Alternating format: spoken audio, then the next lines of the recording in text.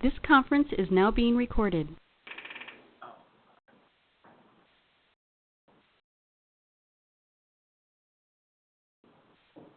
Good afternoon. Welcome to the New York ASA webinar, Legal Issues in School Business Management.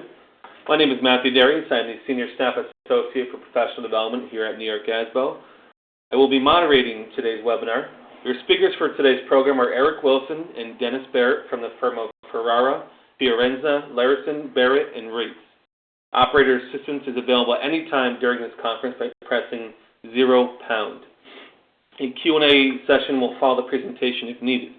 You may send chat questions at any time during the presentation using the chat window located to the right of the presentation. I will now turn the call over to our speaker. Eric, please begin. Good afternoon. This is Eric Wilson, and I'm here with Dennis Barrett. And we're going to talk today largely about teacher evaluation and principal evaluation as well under the new state law, and to the extent that we have regulations under the regulations as well. A quick overview of the presentation. We're going to talk a little bit about the new law and regulations. We're going to talk about its impact on termination of employees and the mandates and strategies for negotiation. And we'll be sure to leave plenty of time for questions and answers. If you want the chat function, feel free to do that as well, and I'll try to answer questions as we go along. The new law is Chapter 103 of the Laws of 2010. It was enacted in May 28th of 2010. And the reason it was enacted rather hastily, I might add, was simply because the New York State wanted a better chance at winning Race to the Top money, which they have, and which we now all realize, if we didn't then, really turns out to be a fairly small sum for most school districts over the next 3 or 4 years. The Commissioner is in the process of developing regulations for the new law. The regulations are being formulated with the advice of a task force that's been developed, a statewide task force. I know NISCUS and NISBA are involved in that, and I know that the district superintendents as a group will also have a great deal of input. The development of those regulations are mandated by July 1st of next year. My understanding is that they're hopeful to have draft regulations by March. A lot hinges on those regulations. My understanding is that the focus of the task force is the development of the student assessment data, which will be used as part of the evaluation process and part of the composite score that will be given to each teacher and principal. We'll talk more about that later. It may be optimistic to think that that process will be complete by the spring, but for the most part, it's out of our hands.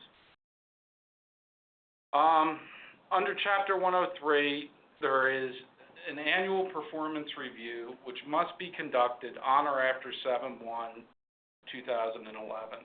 And what's new and different about that, there have been APPR regs for the past decade, but what's new about that is it must include measures of student achievement that can be conducted in accordance with this section. So we've come a long way from where we were last year with legislation that said we couldn't use student achievement data to make recommendations for probationary tenures to either be appointed on tenure or not. Now it's necessary that student achievement data be used in all evaluations.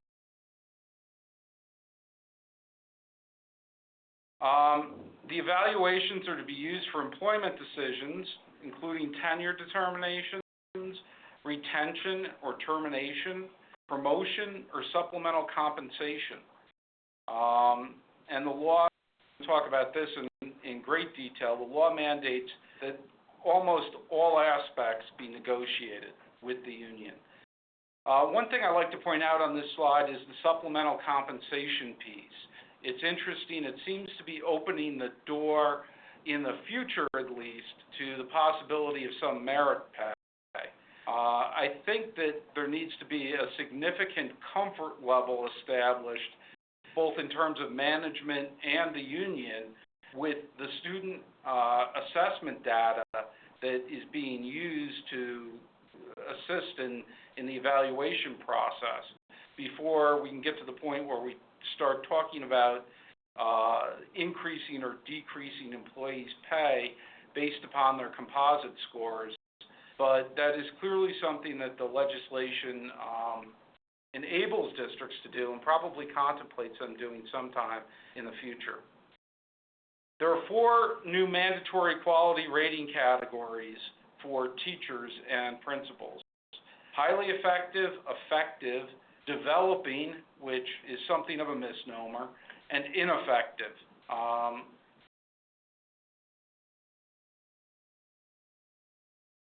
Highly effective means a teacher who is performing at a higher level than typically expected of a teacher based on the evaluation criteria prescribed in this subdivision, including but not limited to acceptable rates of student growth.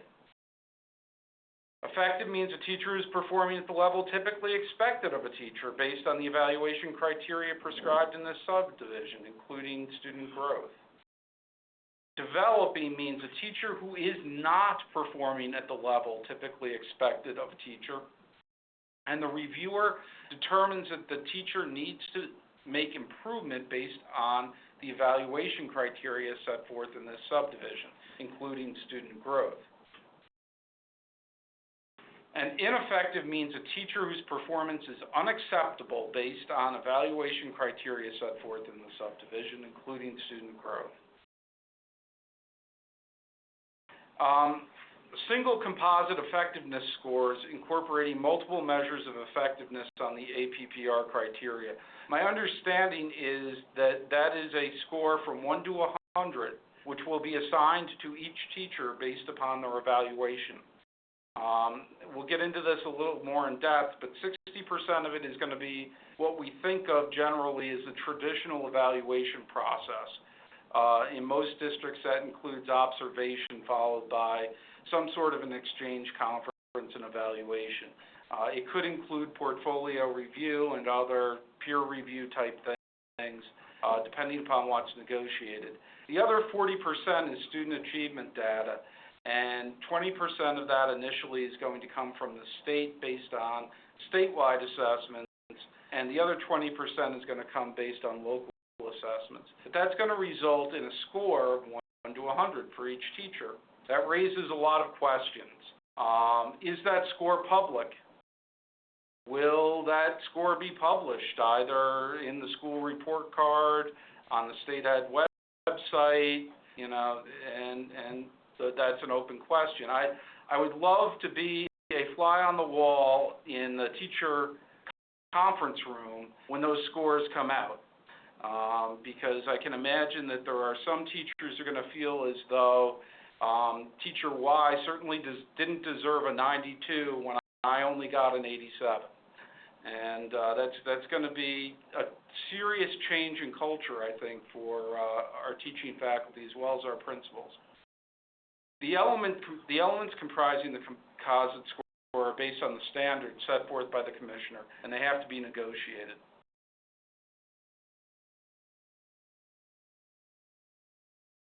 The standards set by the commissioner are the same 8 standards that are were contained back in the year 2000, I think, when the first APPR regs came out. It's content knowledge, preparation, instructional delivery, classroom management, student development, student assessment, collaboration, reflective and responsive practices.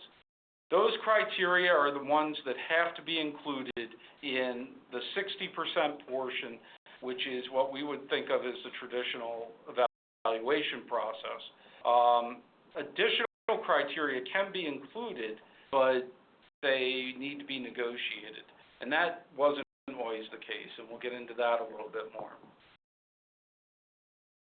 20% of the score we already mentioned is going to be based on the state assessments. 20% locally selected measures of student achievement that are determined to be rigorous and comparable across the classrooms as developed locally. and through negotiations. I expect that the Commissioner's regulations that will come out this spring will address what those assessments look like to some extent. What's going to be interesting about it is it's going to necessitate that districts now coordinate across grade level.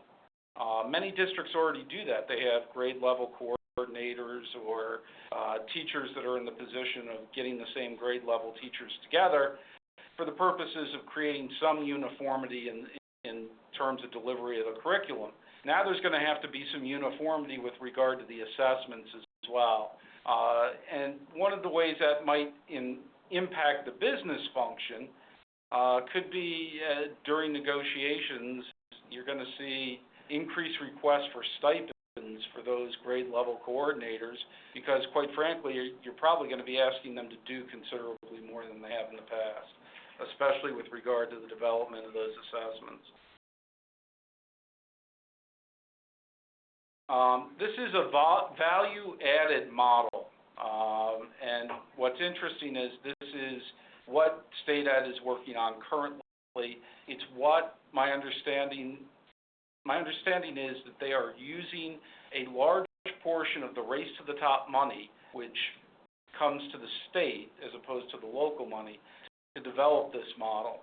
And when it's adopted, the percentages are going to change. It's going to move to 25% state assessment and 15% local assessment. Now, it's important to know that student achievement isn't going to be measured in the traditional sense of 1, 2, 3, 4s on the various content area tests, ELA, math, history, science. It's going to be measured on a student growth model, which means the change in the student achievement for an individual student between 2 or more points in time.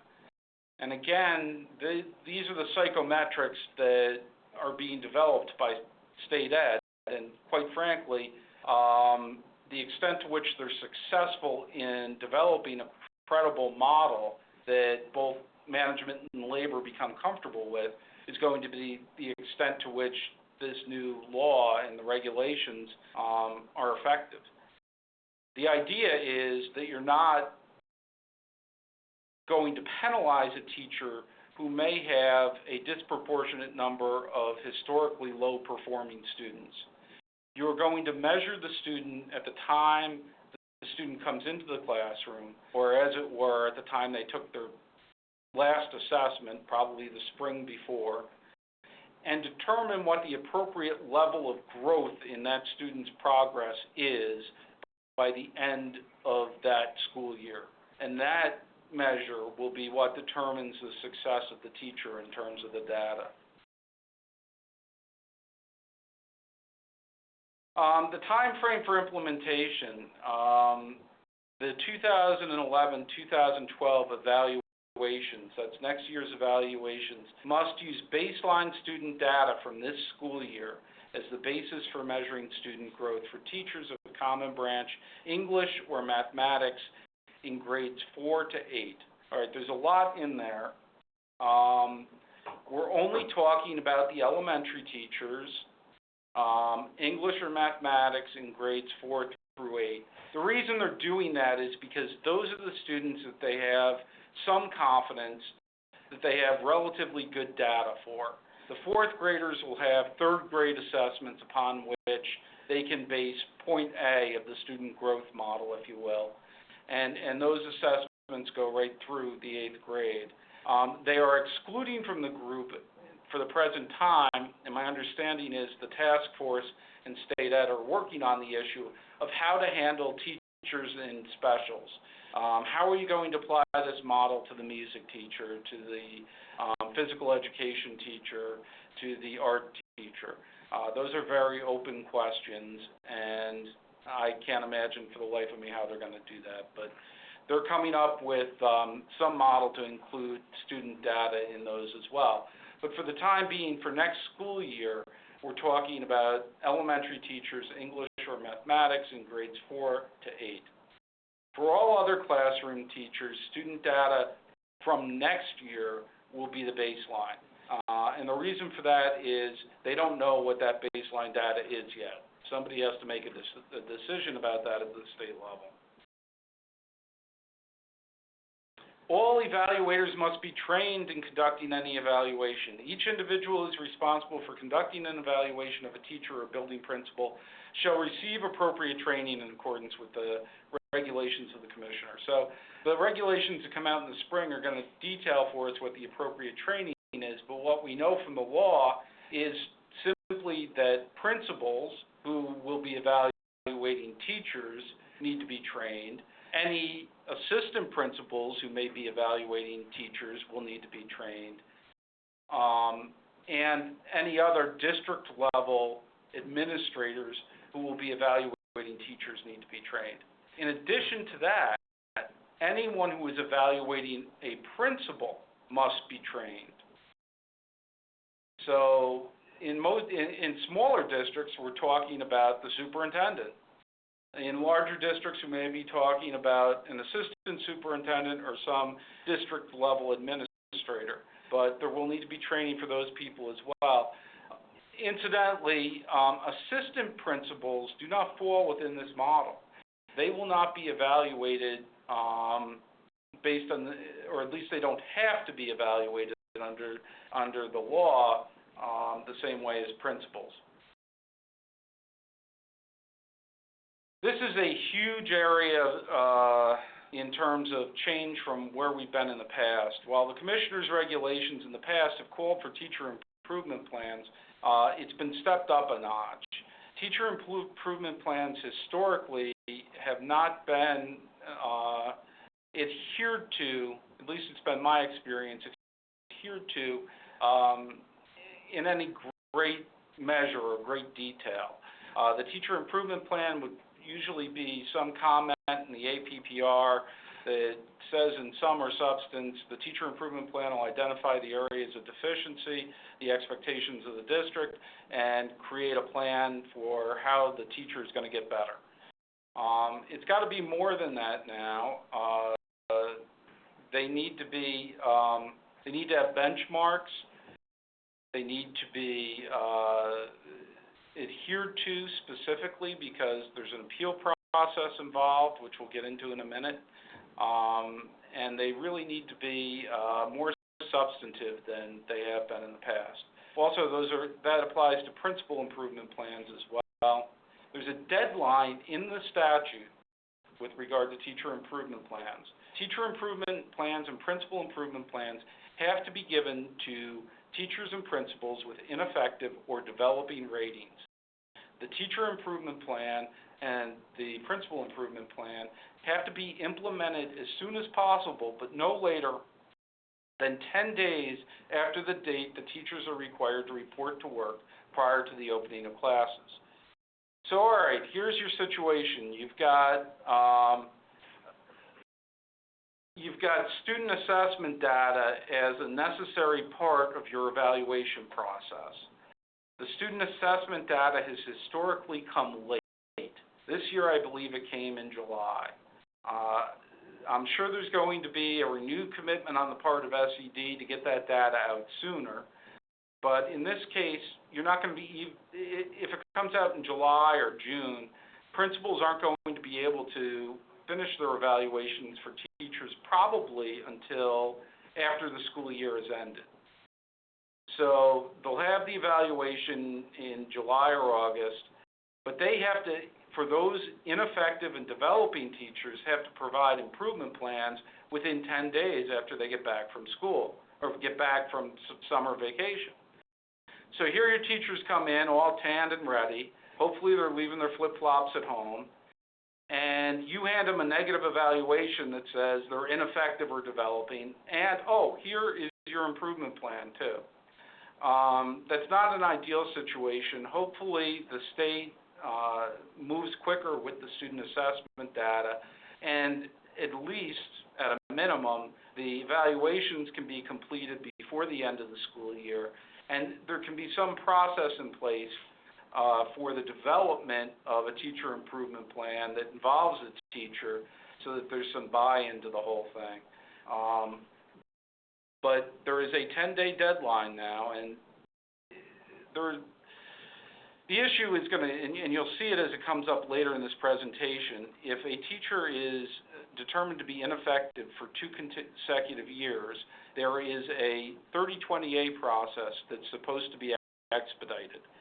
However, before they get to that point, the teachers have the ability to appeal their evaluation, whether it's ineffective, developing, or even if it's highly effective or effective.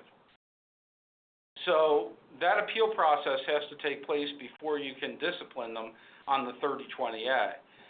If you miss this 10-day deadline, if, for instance, you don't get around to a teacher improvement plan or a principal improvement plan until the second week in October, because it's the beginning of school and there's a lot going on, and that teacher gets another ineffective rating for that year, their first defense on an appeal is you didn't meet the requirements of the law with regard to the implementation and development of the teacher improvement plan.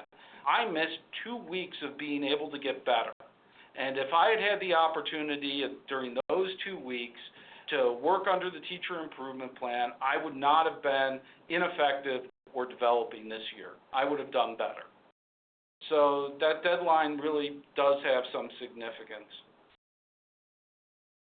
Tips and PIPs shall include areas of needed improvement. Again, as I said earlier, a timeline for achieving improvement, means of assessing improvement, and where appropriated, differentiated activities to support the requisite improvement. That is more substantive language than we've had before on teacher improvement plans. And I think the extent to which you're going to be successful in the evaluation process for ineffective and developing teachers is the extent to which those teacher improvement plans are strong and meet those requirements. Tips and PIPs shall be consistent with the regulations of the Commissioner and shall be developed through negotiations. Does this statutory provision require bargaining with the union over a framework for improvement plans or bargaining over each individual improvement plan? It's my opinion that you simply, as part of the APPR development, have to negotiate what a teacher improvement plan is going to look like. And that's probably going to be more significant again than it's been in the past, because it's going to include timelines and assessments for determining someone's success under the plan. But I do not believe that unless you negotiate this, that a district will be forced to sit down and negotiate the terms of each individual improvement plan with the union and the teacher. Now, the way the process works currently at its best is some sort of a conference where the teacher and the principal or the evaluator, the administrator doing the evaluation, sit down and go over the improvement plan and develop it mutually to some extent. It's going to be incumbent upon the administrator to point out the deficiencies and the expectations, but in terms of the remedial part of the plan, I would want some teacher buy-in.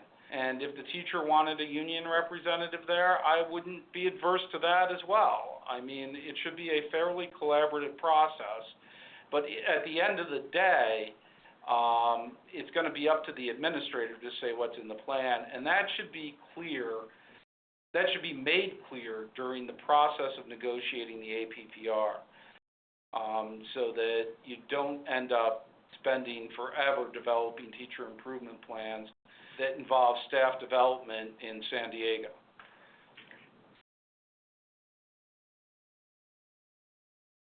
This is perhaps the most contentious issue of the legislation, other than the philosophical issue of whether or not student assessment data can be effectively used in evaluation. The law calls for an appeals procedure, and that appeals procedure must be developed through negotiations. So as it currently exists in the law, a teacher who receives an evaluation may appeal that evaluation. Okay? This issue is fraught with problems, potential problems for districts. One is, what's that appeal process look like? And who may appeal? The law is kind of silent on that. It gives all teachers the right to appeal. I think you can negotiate a narrower group of teachers that can appeal and how they can appeal. From our perspective, the ideal situation would simply be an appeal to the superintendent or another district-level administrator who would consider the teacher's objections to the evaluation process and look at the process used by the evaluator and come to a determination as to whether or not it was a fair evaluation. We anticipate that NYSET will want considerably more than that, perhaps binding arbitration or some sort of an independent hearing officer that will be given the authority to determine whether or not the evaluation was good. From a business official's perspective, the first concern I would have about that would be the cost. If we are paying hearing officers that we use for arbitrations or 3020A proceedings typically get anywhere from $800 to $1,200 a day, $100, $120 an hour.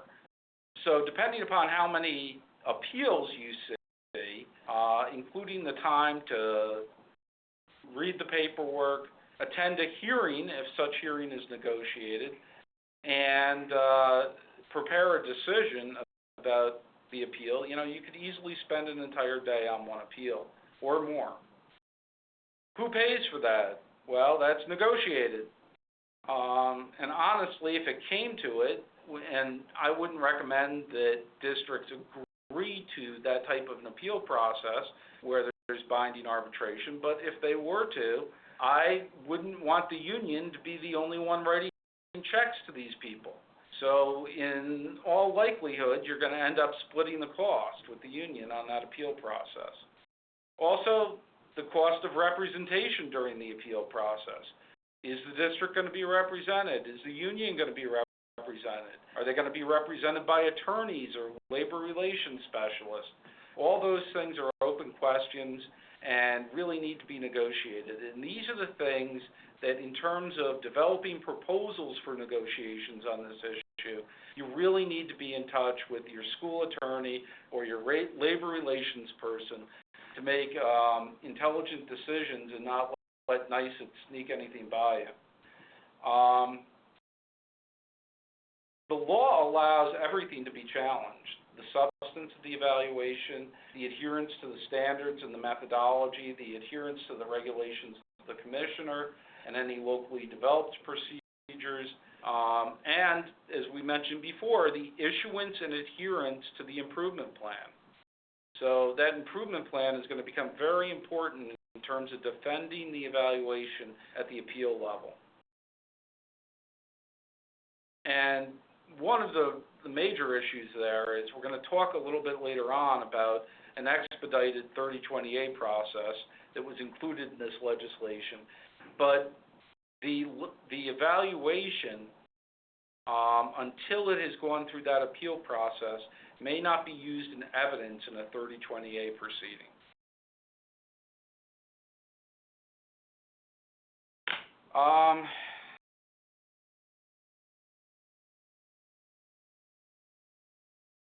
We're going to talk a little bit now about the impact on terminating employees, both probationary employees as well as tenured employees. As I mentioned before, the legislation allows for an expedited hearing in incompetence cases, sanctions for violating the 3020A time limits. So there's potential issues for the hearing officers if they miss the time limits in this expedited process, and the new tip is a prerequisite for the charges. Only charges of incompetence based solely upon a pattern of ineffective teaching. So this new expedited hearing doesn't involve issues of insubordination or misconduct. It is simply for charges of incompetence. And a pattern means 2 consecutive annual ineffective ratings. So I don't know how many times you have to get developing, but you're not subject to the expedited procedure unless there's 2 consecutive annual ineffective ratings.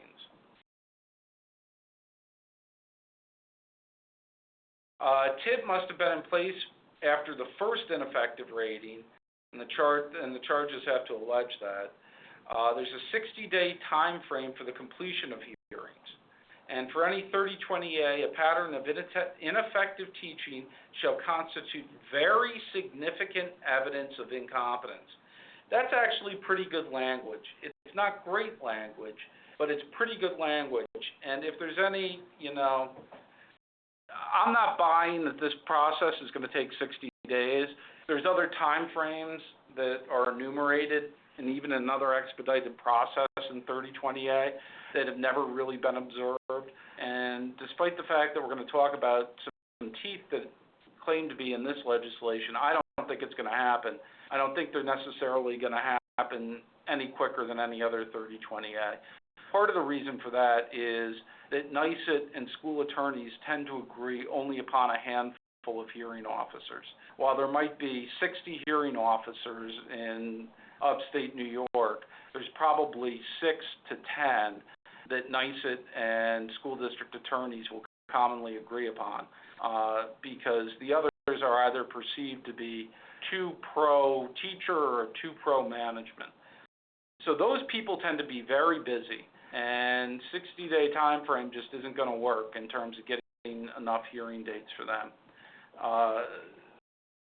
The issue of what very significant evidence of incompetence means is going to be one that's going to be decided ultimately at the hearing level or at the commissioner level. To me, I would certainly make the argument that that creates a presumption that the teacher is incompetent and in fact shifts the burden of proof from the district to the teacher, so that it would be incumbent upon the teacher to prove that they were competent. And since the evaluations would already have been the subject of an appeal process, there should be a presumption that they're fair. So unless the teacher can come up with some considerable evidence that would overcome this presumption, I think they should be found to be incompetent. Of course, I am a school district attorney, and that does not account for what hearing officers are going to do in terms of interpreting that language. Enforcement of the 3020A time limits. The commissioner must annually inform hearing officers that the time periods prescribed are be strictly followed. And when sending lists of prospective hearing officers, the commissioners must notify the parties of each potential hearing officer's record in the last 5 cases of commencing and completing hearings within the time periods prescribed. And a record of continued failure to commence and complete the expedited hearings within the time periods prescribed shall be considered grounds for the commissioner to exclude such individual from the list of potential hearing officers sent to the employing board and the employee for such expedited hearings. So if the commissioner strictly follows this, we're going to end up probably not having access to the 6 to 10 hearing officers that we all agree upon. But I don't know how that's all going to work out, and we'll just have to wait and see. There's a number of unanswered questions with regard to the impact on termination of employees. What impact will the new law have on the timing of hearings? Will evaluations be unassailable in 3020A cases? I personally think they should be, since they've already been the subject of an appeal process. Will 2 consecutive annual ineffective ratings be seen as conclusive proof of incompetence? I don't think it will be conclusive, but I do think that it will create a presumption, and I do think that the teacher will have to overcome that presumption. Will expedited hearings really be expedited? I am somewhat pessimistic about that. All right, the impact on probationary staff members. How hard is it going to be to get rid of a probationary staff member? We used to be able to, through either, terminating a person's probationary period or not recommending them for tenure, dispatch a less than competent teacher pretty easily prior to the time they receive tenure. Is an improvement plan an absolute prerequisite for termination or denial of tenure? Maybe. The issue here is every year I get a call from some district where they had a candidate pool of two Spanish teachers. They picked the lesser of the two evils, and the person got in the classroom, and it's November, and the classroom is a mess. The kids are running the classroom. Things are crazy. They can't deal. The person's got to go. Well, do you have to put that person on an improvement plan? And I say not. I say that you can use a counseling memo as clear direction as to what the expectations are, and instead of dealing with this issue as an issue of incompetence, deal with it as an issue of insubordination if they can't comply with the directives in the counseling memo. And if it comes to a point where you can't get a resignation from the person and you give them the requisite notice with regard to the termination of their probationary period and they request reasons, do not put incompetence down, put insubordination or failure to follow directives. And I think that's a way of dealing with that particular issue. If you're dealing with a situation where the teacher simply isn't good enough, quite honestly, there should have been an improvement plan. There should have been time for an improvement plan, and there should have been supports in place for all probationary teachers that would meet the remedial requisites of an improvement plan. How do you account for the diminished level of expected performance for a new teacher? You get a first-year teacher, you don't expect them to be at the level of performance of a sixth or seventh-year teacher. In fact, you expect them to be developing. Something is wrong if they're not developing. But is that term, as it's used or commonly thought of, what's meant by developing in the evaluation process? That's a good question. And can the APPR take into consideration the fact that the evaluation is being performed on a probationary teacher? I think it can. It all depends on what's negotiated. Mandates and strategies for negotiations. What must be negotiated under the law? Pretty much everything. That's what that paragraph says. It used to be the situation that there were two different elements in terms of bargaining APPRs, or evaluation process. The old case law, the PERB case law, said that the process by which you evaluate a teacher is a mandatory subject of negotiation. So you had to negotiate the forms you used, the time frames you used, whether you used observation versus portfolio review or any of those methods. That all had to be negotiated with the teachers union and included in the APPR, which was ultimately approved by the Board of Education. Now, the criteria for negotiation are a mandatory the criteria for evaluation are a mandatory subject of negotiation as well. That wasn't the case before. It used to be that it was a management prerogative to decide what good teaching looked like. So if you remember earlier in the presentation, we set forth the 8 criteria that the legislation says have to be in there. If you want additional criteria, it used to be a management prerogative to include them. Now they must be negotiated. One of the criteria that I think is conspicuously absent from that list, for instance, is attendance. I think attendance should be included in the criteria. If you're not there, how can you be effective? But that would have to be a mandatory subject of negotiation now. The union would have to agree to include attendance. I might argue that you could fit attendance into one of those categories, but I don't know where that would go.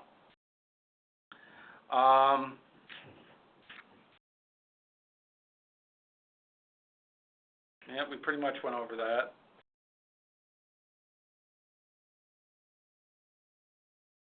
The frameworks of the TIPS and PIPs are mandatory subjects of negotiation, as well as the appeals procedure. Issues for collective bargaining. This is kind of the heart of where we are, because some districts, many districts, have to comply with this law now. In essence, they should probably start negotiating somewhere in the near future with regard to the new law, to the extent that can be done without reference to the regulations, which probably won't be out until the spring. But many districts, those districts that did not have a collective bargaining agreement that had been entered into by July 1 of 2010, must comply with the mandates of this law by July 1, 2011. So, what has to be negotiated and what are the issues in negotiation? Should the APPR be a freestanding document, or should it be incorporated into the collective bargaining agreement? There was a big push 10 years ago when the APPR regs first came out by NICET to have the APPR made part of the collective bargaining agreement, and many districts capitulated to that. I disagreed with that, and I didn't think districts should do that when I was negotiating contracts, simply because it did what 10 years ago what the law of today is doing. It converted the non-mandatory subject of criteria to a mandatory subject of negotiation. And that was why I believe NICET was pushing for that. Their rationale for it, well, it's convenient for the teachers to have it readily at hand. Everybody has a copy of the contract. It'll be there for their reference. But I think what they were really trying to do is convert those criteria to mandatory subjects of negotiation. That's no longer an issue. But what is an issue is that appeal process. We want to be careful not to make the APPR or the evaluation process subject to the grievance procedure contained in the collective bargaining agreement. And by simply including the APPR in the collective bargaining agreement, that may be an unintended consequence. So we want to make sure we avoid doing that. If the APPR is already in the collective bargaining agreement, you probably will not be able to negotiate it out. However, I would say that you want to look at some serious language that would prevent the application of the grievance procedure to the appeal process contained in the APPR. You want to keep the two distinct. So my preference would be keep the APPR out of the collective bargaining agreement if you can, if it hasn't already been put in there, and have it be a freestanding document. We kind of talked about this a little bit already. Should evaluation appeals be decided by labor arbitrators? And I would say no. You want a process that is quick and easy and on the papers and doesn't involve a hearing. If it's not an arbitrator, who's going to do it? I would suggest that it be the superintendent. However, I seriously doubt that NICET's going to agree to that. I've heard of some other potential proposals people have thought of a teacher, administrator, superintendent panel, a panel of administrators at BOCES. You know, all these things are going to be negotiated, and all of them are going to have objections raised to them. And we're just going to have to wait to see the extent to which NICET digs its heels in on having an independent paid person preside over the appeals.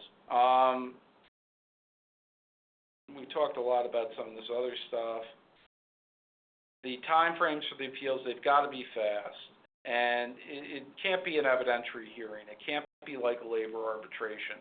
I mean, my proposal would be that it's done on the papers, that the evaluation and any other documents contained, the observation and any other documents contained in the evaluation process, together with any rebuttal by the teacher, is what is reviewed. We're not having student witnesses. We're not having other teachers and parents as witnesses. We are simply doing it on the papers. But again, you have to negotiate all of that with the union. What is the scope of the appeals officer's review? Can he substitute his judgment for that of the arbitrator? You need to address that. I would say clearly no with regard to the factual observations. And we talked about the grievance procedure in the collective bargaining agreement. You want to make sure that you carve that out. And here's a good one. does this appeals process have to be the same for tenured and probationary teachers? And I would say no. It depends upon what you negotiate. And I would negotiate little or no appeal process for the probationary teachers. And I think you may find that especially local unions aren't unreceptive to that. They haven't in the past tended to afford a great deal of protection or put up big fights for the probationary teachers, largely because there's no legal authority for them to do so, but generally they recognize the importance of the administration's ability to determine who's going to receive tenure and who's not. And I think that you may find at the negotiating table some unions are receptive to the idea of having either a truncated or no appeals process for probationary teachers. I don't think they're going to feel that way about the tenured teachers, however. There's been a lot of talk about who has to comply with this by July 1st of 2011. There are a number of different opinions out there. Our firm has consistently offered the opinion that unless you had a collective bargaining agreement that was ratified and executed prior to July 1, 2010, you are subject to the new legislation and the effective date of July 1, 2011. There is a difference of opinion in the legal community on this. Some people believe that so long as you entered into an agreement sometime after July 1, but was retroactive to July 1, that you don't have to comply until the expiration of that agreement. Again, we disagree with that. I would suggest that when it comes time, you consult your own school attorney and have a discussion with them on what their position is on that issue.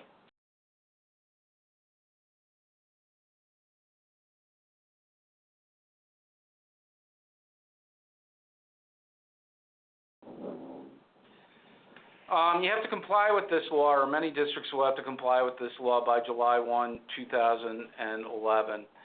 And you may end up at impasse on some of these issues that we talked about, especially the issue of appeal.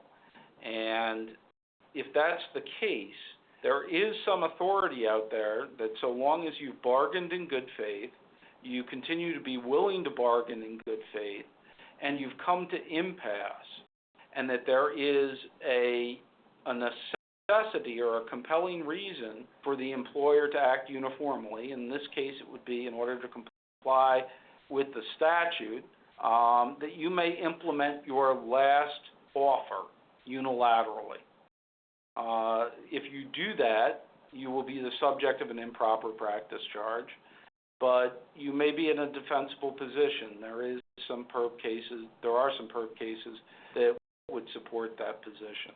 And if that is the case, if that's where you find yourself in June, then you may want to consult your school attorney about what the possibilities are with regard to moving forward with your last proposal. Some things that are offered, don't rush to the bargaining table. And, you know, this could be a case of the second mouse getting the cheese. We're going to find that this whole process develops, and we're going to see what it is that NYSET wants, and that might be different regionally. I expect that there's going to be a statewide approach to this, but there are always some regional nuances with NYSET positions, and I don't know if that's simply a result of how it gets translated in the field. But be vigilant, don't ignore this issue, but I wouldn't rush to settle these questions immediately. I would also strive to put this into a committee format. Back in 2000, I actually served on an APPR committee, and it was not a contentious situation. I mean, generally speaking, the people that were involved in that committee work were the educators and not the negotiators. It was the curriculum people. It was the teachers who were more prone to be involved in curriculum and they worked out a great deal of this. Remember, 60% of this process is going to look very much like your evaluation process looks now. And, instead of dealing with this at a negotiation table, if you have an open collective bargaining agreement, where you're talking about money and health insurance, and then you're throwing this stuff on the table too, I would encourage you to send it out to a committee, see what the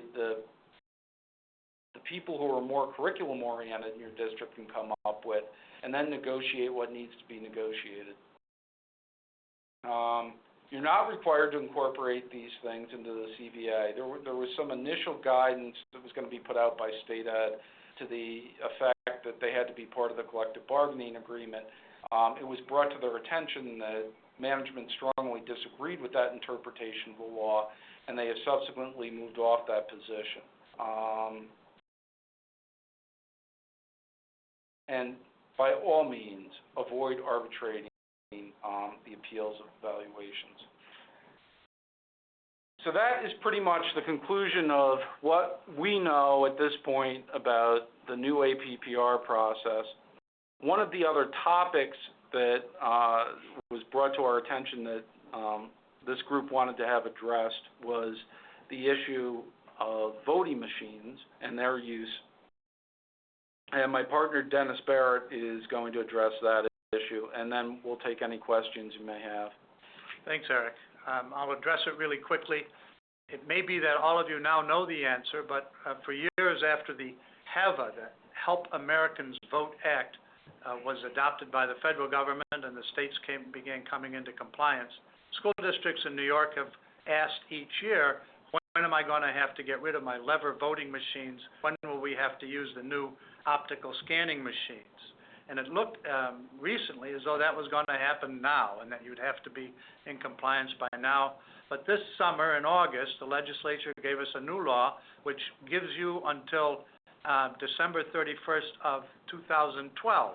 So it gives us a breathing room to continue using lever machines if we have them, or if you can get them from your county Board of Elections.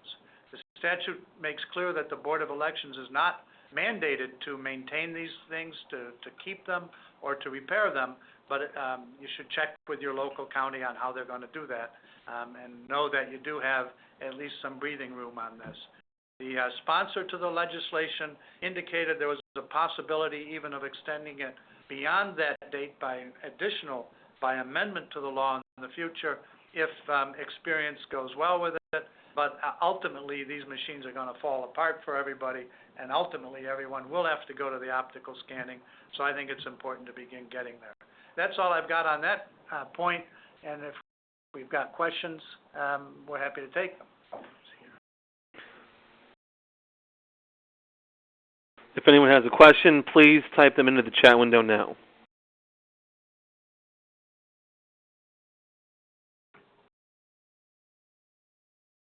Man, that was a good presentation. It was so clear. Well, thanks. We're still actually on the line with all the attendees, so we're going to give them a minute to type in any questions they may have, and if that's it, then we're good for the day.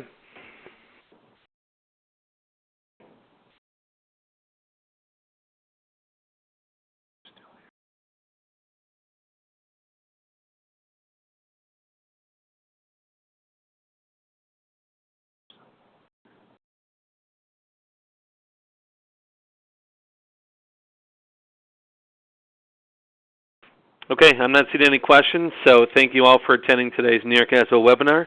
Thank you to our presenters, and I hope you all have a good day. Thank you. Yep.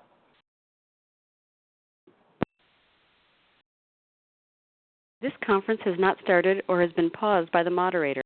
You will be placed on music hold until the conference begins.